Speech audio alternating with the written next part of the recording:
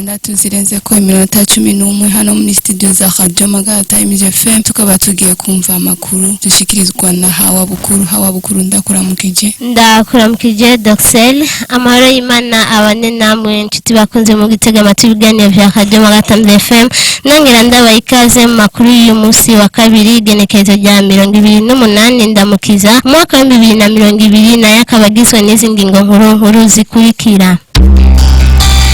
Abunguruza abantu n'ibintu ku makinga muri komine Bugarama barashima yuko akazi kabo kagenda neza ariko bakabona yuko ingorane bahura nazo ziva kwibarabara ritameze neza. Abene gihugu baba ku nkengera z'ikiyaga Tanganyika barafise ubwoba n'umubabaro udasanzwe bitewe n'ico kiyaga kumvo yuko amazi yaduze akabasenyurira aho bakika umusaya. Idonido ry'aya makuru ni mukanya mu winga bw'ijuma turi kubifashamwo na Cizanja. Gwino muri sanze muri radio Magara Times FM. Ndasubiye kubaramutsa abunguruza abantu n'ibintu ku makinga muri komine Bugarama barashima yuko akazi kabo kagenda neza ariko bakabona yuko ingorane bahura nazo ziva kwibarabara atari bwiza. Bavumiragiye Jean Claude umwe mu basanzwe bakora ako kazi aratubwira no mu gihe c'imvura ko bitaborohereza muri ako kazi kabo eka akagira ko atera kamo kubashaka kwinjira muri uwo muga wabo ko bitavuna. Ni inkuru dukesha mugenzi wacu Richard Ndayizigiye reka tumutege yombi. Kazi ka misi yose nkorera mu ibarabara ndi mu taxi vero kazi kacu areze n'imyaka 2 ndagatanguye kandi nta ngorane n'imwe iriho kiretse gusa ubukene ariko ubukene nibyo dusanzwe tumenyereye akarusho nuko ngwara ntivuza n'abana akaronka icyo bafungura ntambamyimba no muri akazi kanje nuko ntarabona ico ngeze ntambamye ziriho kubera ibarabara ryaraheze kandi ico mu bukoresha kiguma gifa ugakomeza gukoresha niyo ntambamye dugifise mu ibarabara akazi katworohereza kuko imvura imaze kugwa akazi muri uwo mwanya kasikahagarara turafise komite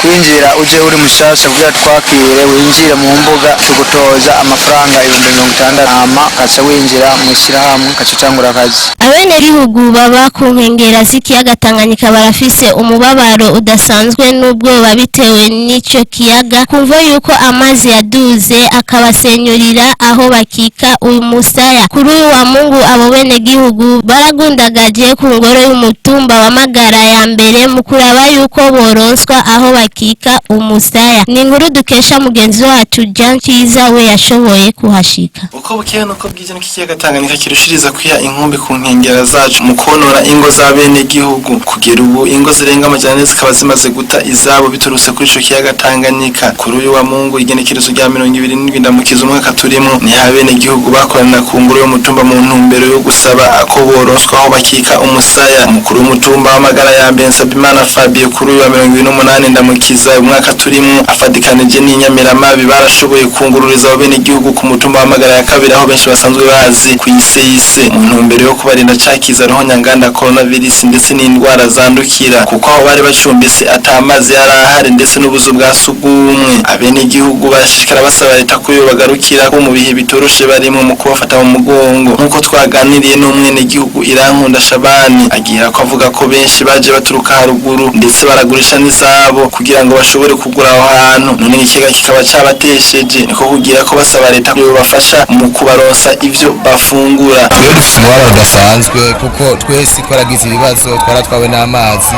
urabona ari abantu bamwe usanga baba nkoza mugendo ugasanga baragurishije aho baba bakazagura mu Kigobe ugasanga ahantu haratwawe n'amazi ntagira handi hantu aja kuba. Niyo mpamvu twaje dufata ingingo yo kuzanga ku ngoro mukuru w'umutumba tugumeho twubake turabico bodufasha. Urabona nk'umutegetsi mbere nohera ko n'umukuru w'umutumba Magara ya mbere yadushizeko aratubazagiza turamuha inyishu hama arabona inzu zacu kuntu zagiye ziba mabona ibibazo bagiye tugira hama turamutuma nk'ukuri nyakubaha umusaneri kugira agire ico adufashije ariko nyakubaha umusaneri atugeze tubona gusa twabonye intumwa atumye haje Uganda rw'iwanje kuba naje ngaha nabo gatandi abantu bashobora kuja hama ndibaza leta n'umuvyeyi ashaka kuraba abantu uburyo abaye wabona benshi ubu ibyo bafungura ntabyo bafise, ibyo baryamako byinshi byaragiye, ibyo bifuka, amasahani amasafuriya byaramenaguwe n'amazu biratwagwa. Twe turi ngabwe turabyo leta ishaka kudufasha. Iyo ni inkuru dukesha mugenzi wacu Kiza Jean. Reka dukurikire amakuru avugwa mu karere k'ubuseruko na tukashikirizwa na mugenzi wacu Ahon Ndayiragije.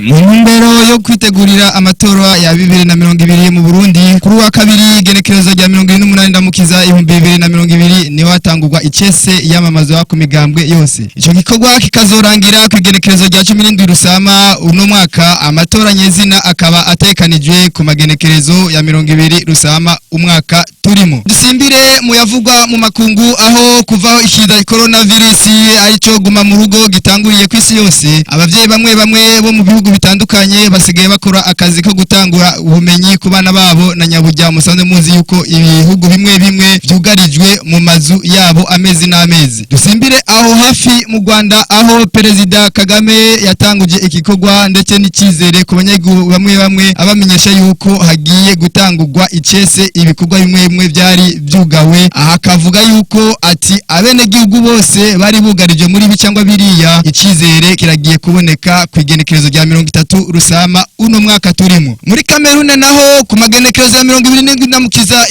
2020 abanyororo barenga ibihumbi n'ibihumbi bagiye gusubiza mu buzima busanzwe nkuko byamenyeshejwe na Perezida Paul Biya w'ico gihugu. Avuga yuko inyuma yuko ikiza ruhonyabanda coronavirus arico guma mu rugo cisakije abantu bose ndetse kwisi yose, umuperezida avuga yuko hagiye gutangwa itegeko yo kurekura abanyororo bose kugira ndetse bikunde abanyororo baje mu buzima busanzwe. Ayavugwa mu gihugu kibanye ca Sudani y'Epfo, Perezida ariho Salva Kiir na Riek Machar agwanya ubutegetsi bwiwe bwumvikanye yuko bagiye gushinga leta mfata kibanza. Umushikiranganje ajejwe gutanga amakuru muri Sudani y'Epfo ariho Michael Lite yabwiye abamenyesha makuru ko kwigenekerezo rya 12 za kuno kwezi ko hagiye gushingwa leta shasha. Aha niyo makuru twabateguriye agarukiye. Reka dushimire bagenzi bacu bo mu ruganda rwo gutororokanya amakuru. Dushimire warari mu buhinga bw'ivyuma Janchiza we yatumye amajwi yabashikira neza. Dushimire mugenzi wacu Ahon Ndayiragije we